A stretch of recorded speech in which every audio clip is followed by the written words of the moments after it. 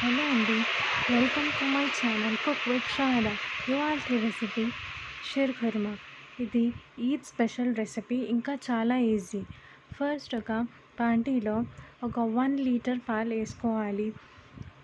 నేను 1 లీటర్ ఇది మీరు ఫుల్ క్రీమ్ మిల్క్ కూడా తీసుకోవచ్చు, లేదా టోన్డ్ మిల్క్ కూడా తీసుకోవచ్చు.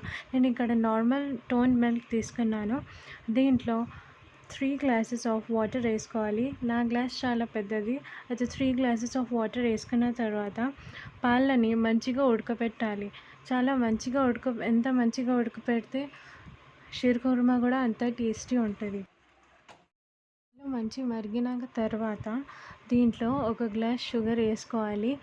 మీకు ఎంత స్వీట్ కావాలో దాన్ని బట్టి మీరు షుగర్ వేసుకోవచ్చు. ఇంకా షుగర్తో పాటు కూడా మీరు కొంచెం మిల్క్ మేడ్ కూడా వేసుకోవచ్చు. మిల్క్ మేడ్ వేసినప్పుడు షుగర్ ఇంకా మిల్క్ మేడ్ బ్యాలెన్స్ చేసుకుంటూ వేసుకోవాలి. లేకపోతే చాలా తీయగా, చాలా స్వీట్గా అయిపోతుంది, మనం తినలేము. సో మీకు ఎంత స్వీట్ కావాలో దాన్ని బట్టి మీరు వేసుకోవచ్చు. షుగర్ వేసిన తర్వాత కూడా చాలా మంచిగా ఉడకబెట్టాలి. ఉడికిన తర్వాత మరిగినాక పక్కన పెట్టుకోవాలి.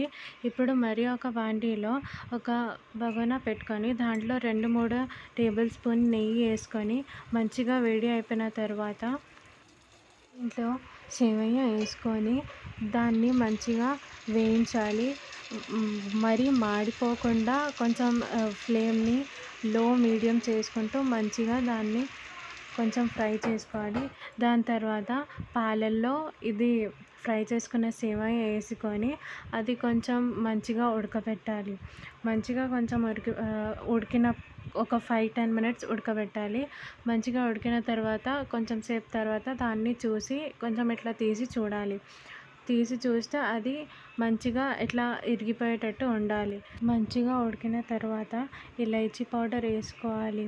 ఇలైచీ పౌడర్ వేసుకున్న తర్వాత దీన్ని మంచిగా మిక్స్ చేసి మళ్ళీ ఉడకబెట్టాలి. ఉడికిన తర్వాత సర్వ్ చేసుకుంటే రెడీ షీర్ కుర్మా. ఇది ఈద్ స్పెషల్. మీరు రక్షాబంధన్ వస్తుంది, రక్షాబంధన్కి కూడా చేసుకోవచ్చు.